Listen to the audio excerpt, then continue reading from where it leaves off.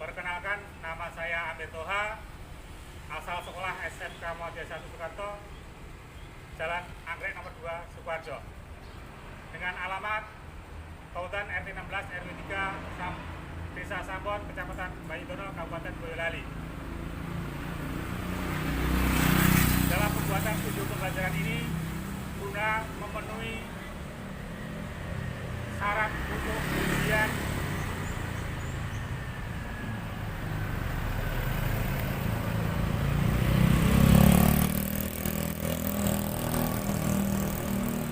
pengaturan PPG Darjah 4 Angkatan 4 di Universitas Negeri Semarang dengan pengawasan Universitas Negeri Jakarta dengan nomor peserta PPG 2015 01067887. Demikian perkenalan kami, mahasiswa PPG Darjah 4 di Universitas Negeri Semarang. Semoga pembuatan video ini dapat berguna untuk pembelajaran berikutnya. Terima kasih. Assalamualaikum warahmatullahi wabarakatuh.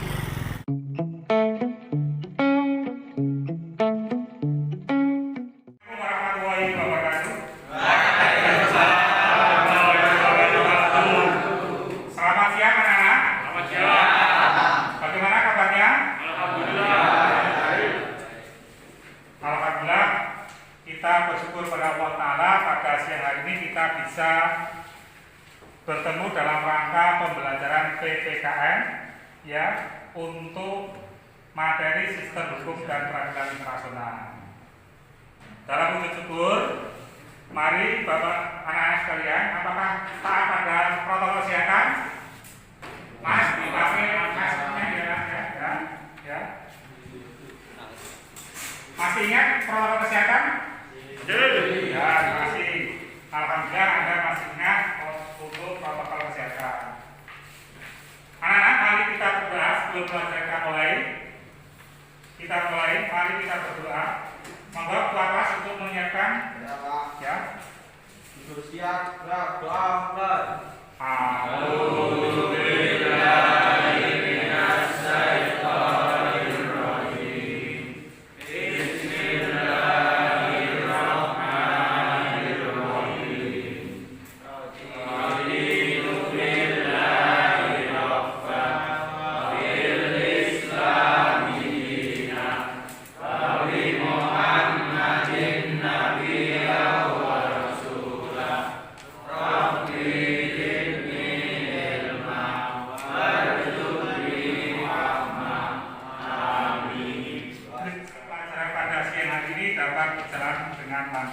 Sebelum saya mulai pelajaran pada siang hari ini, saya akan mengabsen siapa yang tidak masuk di kelas ini.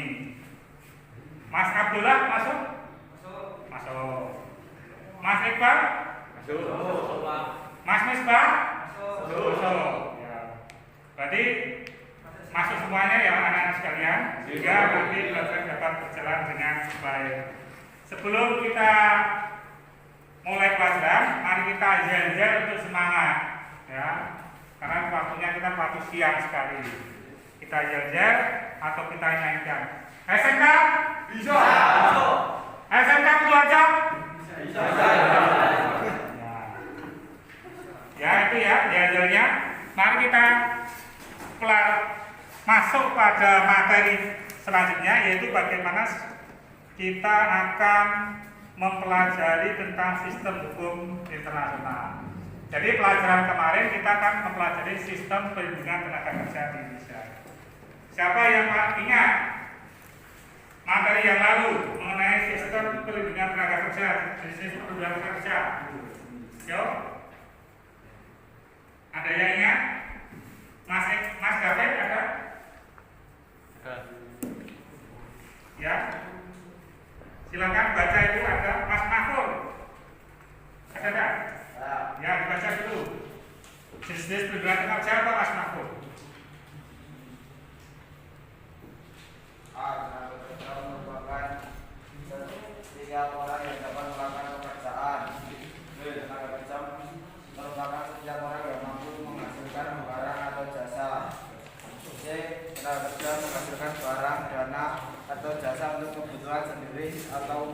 masyarakat. Ya, terima kasih Kak Mahfud. Jadi kemarin kan kita sudah berdua kerja, apa yang dikatakan Mas Mahfud itu sudah benar. Jadi nanti kita akan belajar tentang sistem hukum dan peradilan internasional. Jadi tujuannya apa? Nanti Anda mempelajari yang pertama, pada pertemuan ini akan anak bisa menganalisis sistem hukum dan peradilan internasional. Yang kedua, dapat mengaitkan dan menyaji hasil analisis tentang sistem hukum dan peradilan internasional di lingkungan Anda sendiri, baik itu di rumah, di sekolah, bahkan dalam pergaulan masyarakat. Nah, anak-anak sekalian, ini adalah gambaran kapal perang Tiongkok yang masuk ke wilayah Natuna. Perairan Indonesia yang berada di Laut Natuna.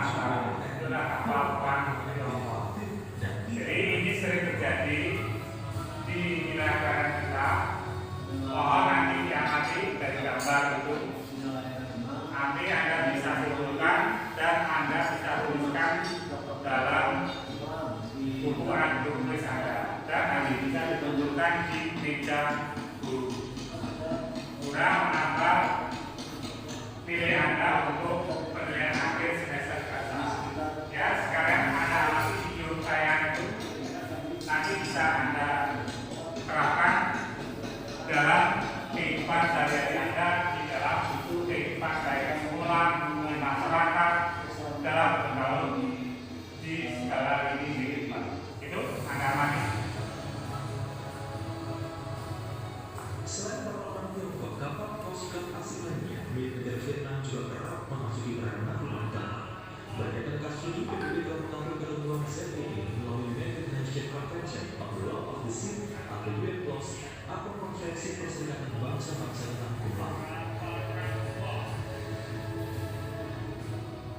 Ia mana pada pasal 58 K1 dan 3 UNCLOS berbunyi, di zona ekonomi eksklusif semua negara dan negara berpantai atau tidak berpantai menikmati dengan merujuk pada ketentuan yang relevan konvensi ini, kebebasan pelayaran dan penerbangan serta kebebasan meletakkan kabel dan pipa awal laut yang disebut di pasal 87 dan penggunaan laut lain yang sah menurut hukum internasional yang berkaitan dengan kebebasan ini seperti penggunaan laut yang berkaitan dengan pengoperasian kapal, pesawat udara dan kabel serta pipa di bawah laut dan sejalan dengan ketentuan-ketentuan lain konvensi ini.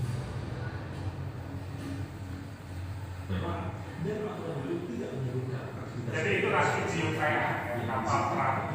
Bukan dari kapal karantina saja, dan kapal perang dari negara lain juga masuk ke wilayah kita.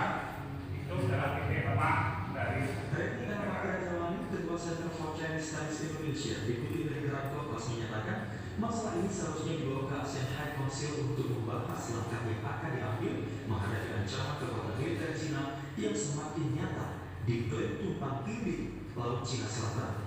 Kementerian Pertahanan juga perlu meningkatkan level kewaspadaannya. Tindakan China ini adalah ancaman terhadap hak berdaulat Indonesia di ZEE.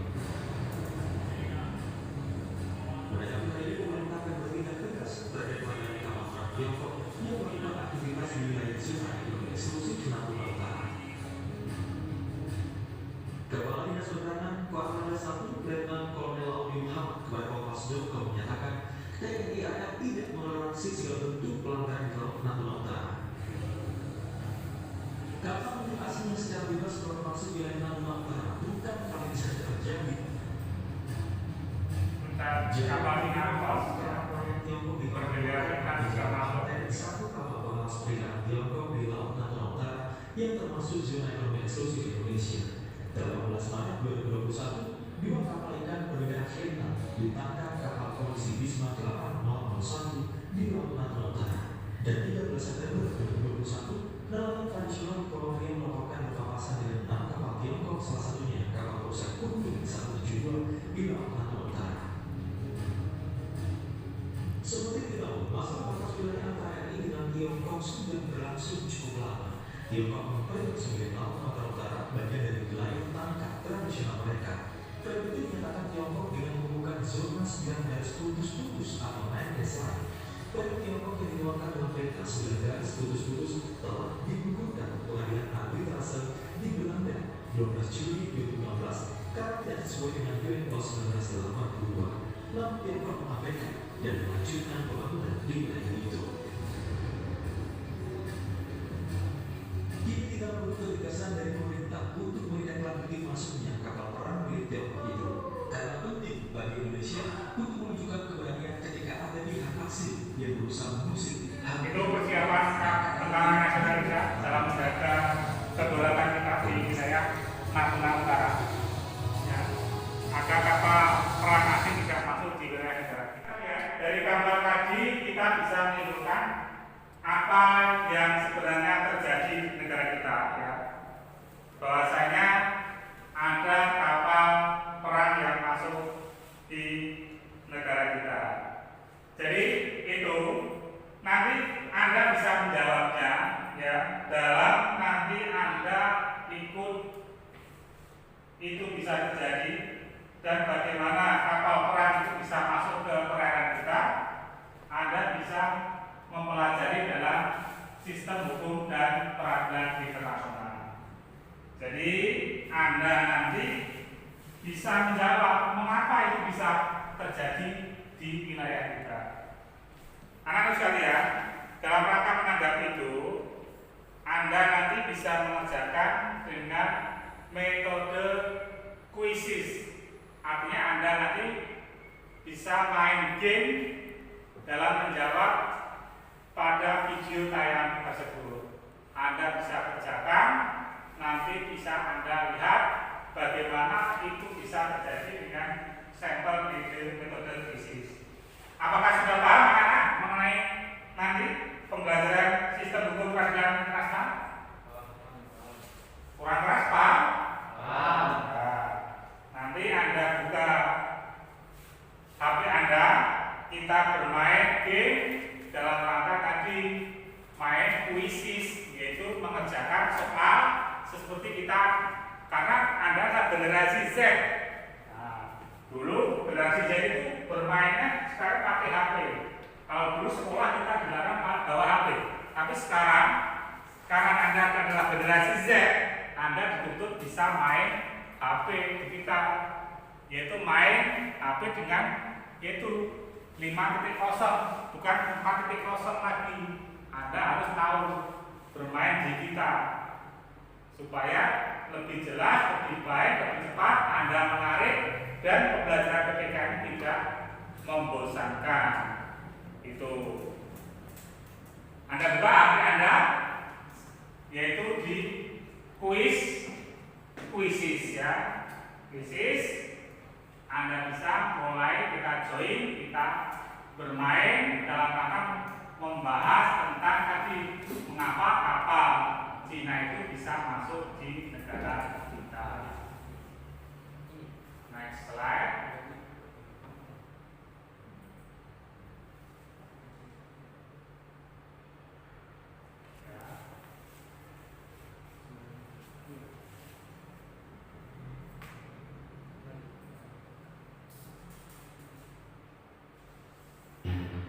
Yuk kita mulai ya.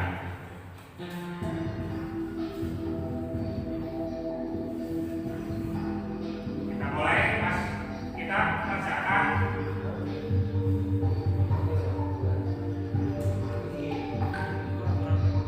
Silakan. Sejawab-jawabnya tidak masalah ya. Tidak harus benar. Itu kemampuan Anda setelah melihat yaitu tayangan tadi.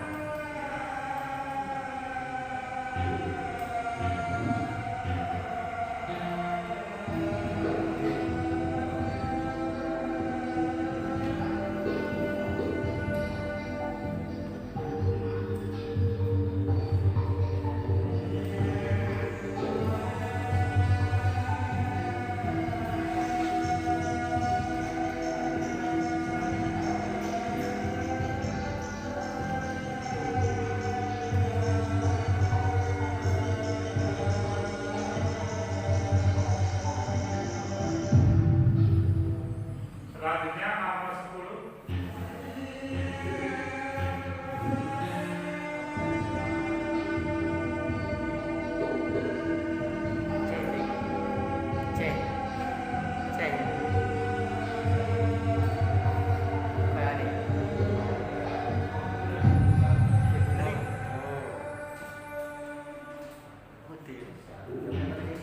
Nomor 11 terakhir.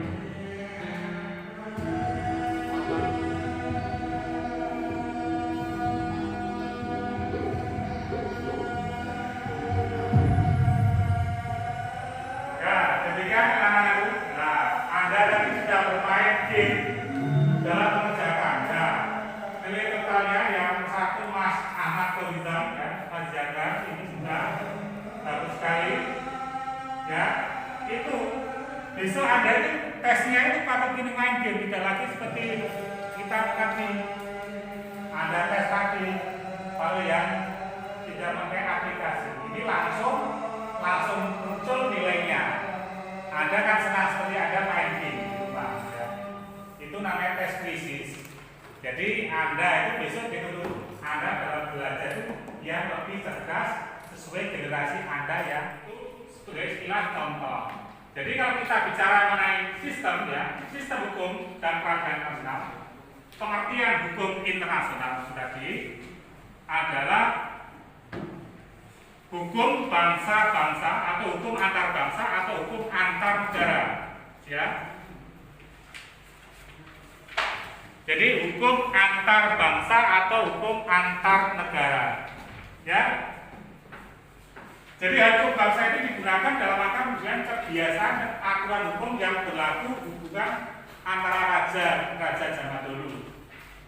Jadi hukum antar bangsa atau negara menunjukkan pada konflik yang mengatur atas kaidah asas hubungan antara anggota masyarakat bangsa atau negara. Jadi menurut subjeknya hukum internasional diberikan menjadi dua, ada hukum perdata internasional dan ada hukum publik internasional. Yang dimaksud dengan jadi hakikat perdata internasional yaitu keseluruhan kaidah dan asas hukum yang mengatur hukum perdata pelaku hukum yang masing-masing untuk tunduk pada hukum perdata nasional yang berbeda. Dan yang kedua, hukum publik internasional, keseluruhan kaidah hukum yang mengatur hubungan negara satu dengan negara lainnya dalam hubungan internasional dalam menjalin hubungan antar bangsa. Setiap negara harus mengetahui antusias hukum internasional sebagai berpikir asas itu.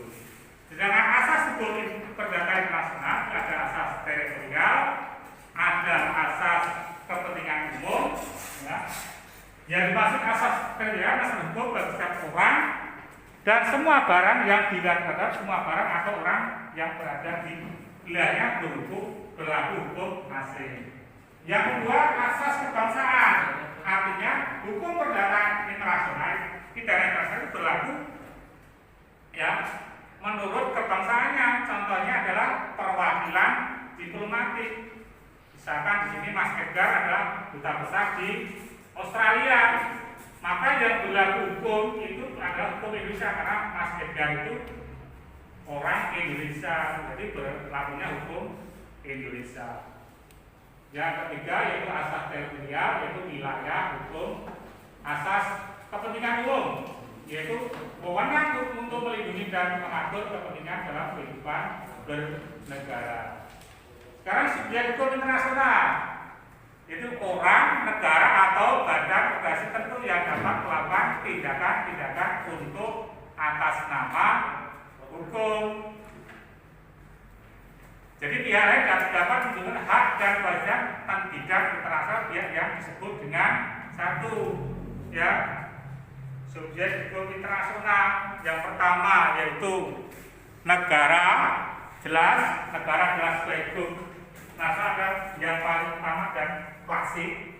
Yang kedua yaitu Palang Merah Internasional, karena Palang Merah Internasional sebagai organisasi internasional yang bergerak di bidang kemanusiaan, baik itu yang bersengketa maupun yang rawan atau khusus, semuanya ditolong. Yang ketiga organisasi internasional, baik itu yang sifatnya internasional, regional, multilateral maupun itu.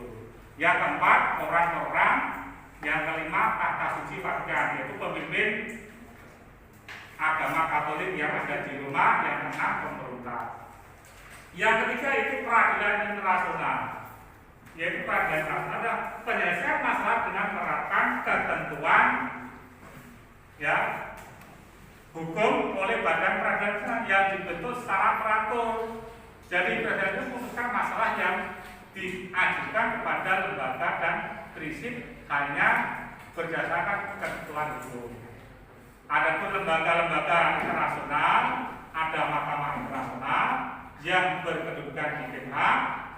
Yang kedua ada mahkamah internasional dengan 15 hakim, 1 merangkap ketua, 1 wakil ketua. Jabatannya adalah 9 tahun.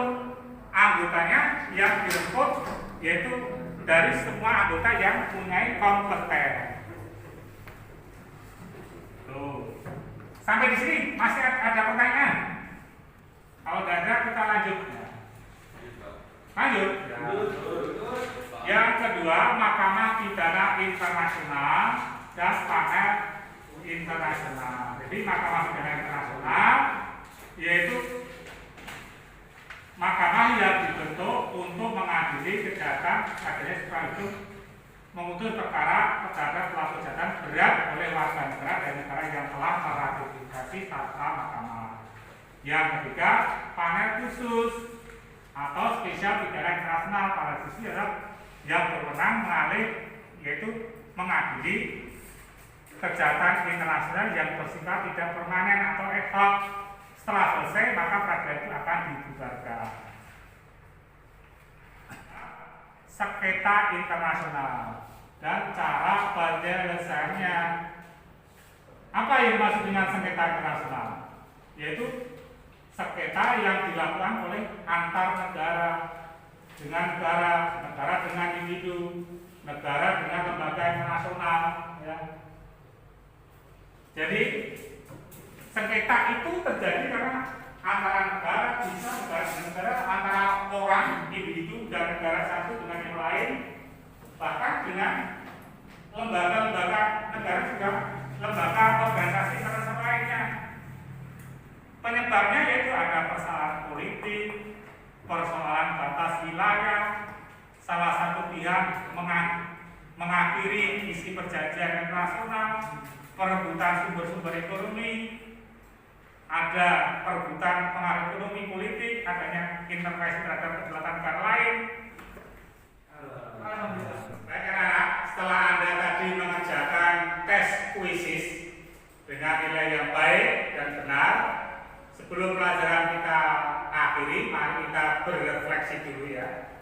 Ya, bagaimana nanti kalian dapat kita pembelajaran pada hari ini itu dapat berjalan dengan sesuai yang Anda saya berikan, dapat diterima dengan Anda, maka Anda perlu berrefleksi dulu.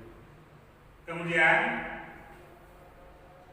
setelah kita belajar, bagaimana nanti Anda itu bisa menyimpulkan. Siapa yang ingin menyimpulkan pembelajaran pada siang hari ini? Saya, Pak. Ya, silakan Mas Yoga. 1. Hakikat sistem hukum dan peradilan internasional. 1. Hukum internasional adalah hukum bangsa-bangsa, hukum antar bangsa atau antar negara. 2.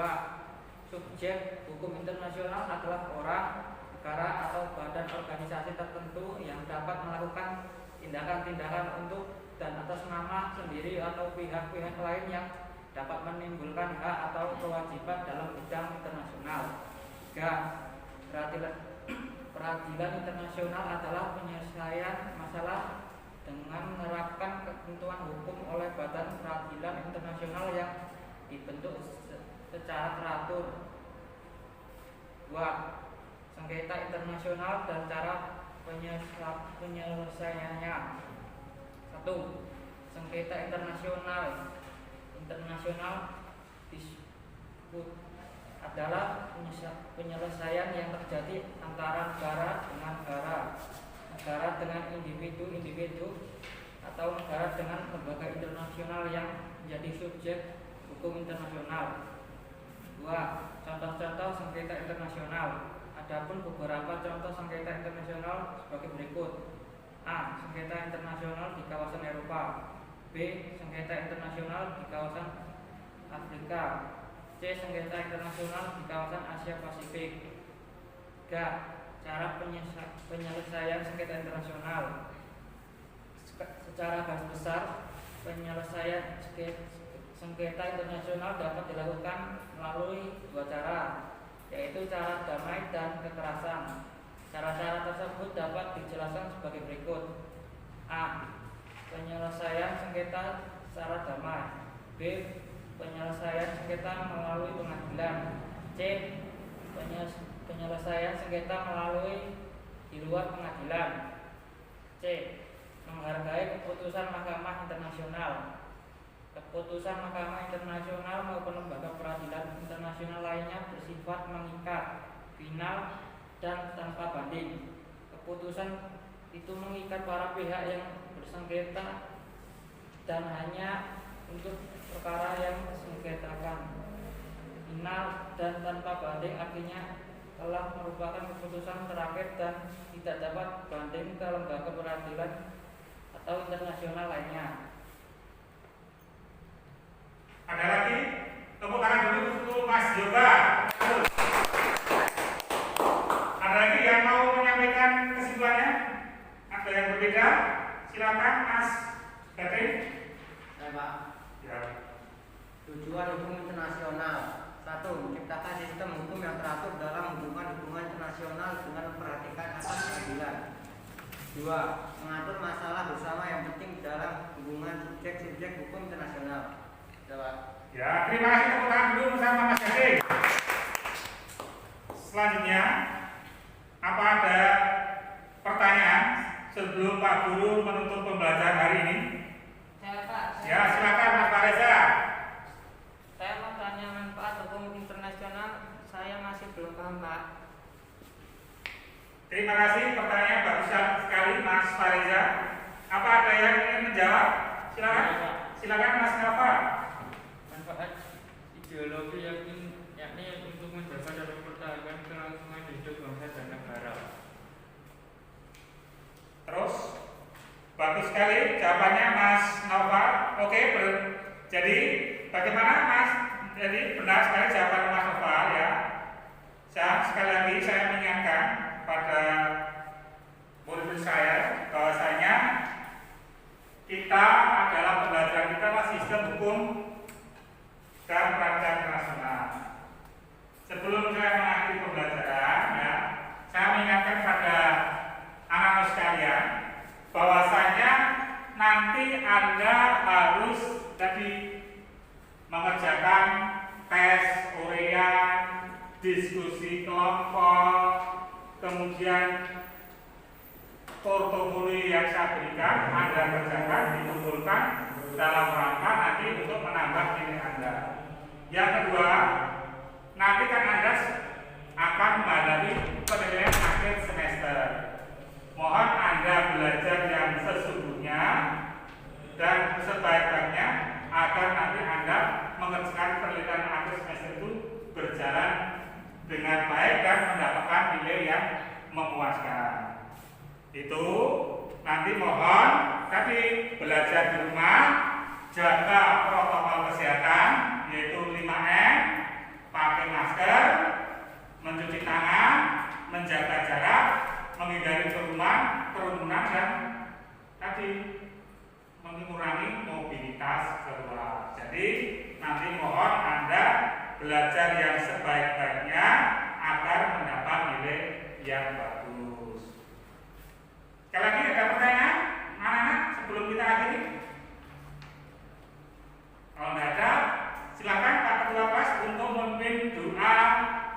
pada pembelajaran siang hari. Semoga dapat lindungan dari Allah SWT.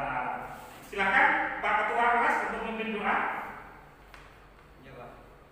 Baik, untuk mengakhiri pembelajaran pada hari ini, maka baiknya kita berdoa. Doa mulai. Subhanallah wa bihamdika asyhadu an la ilaha illa anta astaghfiruka wa atubu ilaik. Terima kasih Pak Ketua kelas, Mas Misbah yang telah memimpin doa. Anak-anak sekalian, syukur alhamdulillah kita sudah selesai kegiatan pembelajaran pada siang hari ini berjalan lancar, dan Pak Guru mohon maaf apabila dalam penyampaian materi pada siang hari ini ada kekurangan dan dalam memberikan fasilitas kurang baik, menyenangkan, dan mohon nanti dimaafkan. Tidak lupa mohon jaga tadi 5M, jaga kesehatan, jaga keimanan, jaga imun, dan silakan siap mengikuti penilaian akhir semester dengan sukses dan tanpa esek dengan nilai yang baik. Demikian, kurang lebihnya mohon maaf. Kita akhiri. Assalamualaikum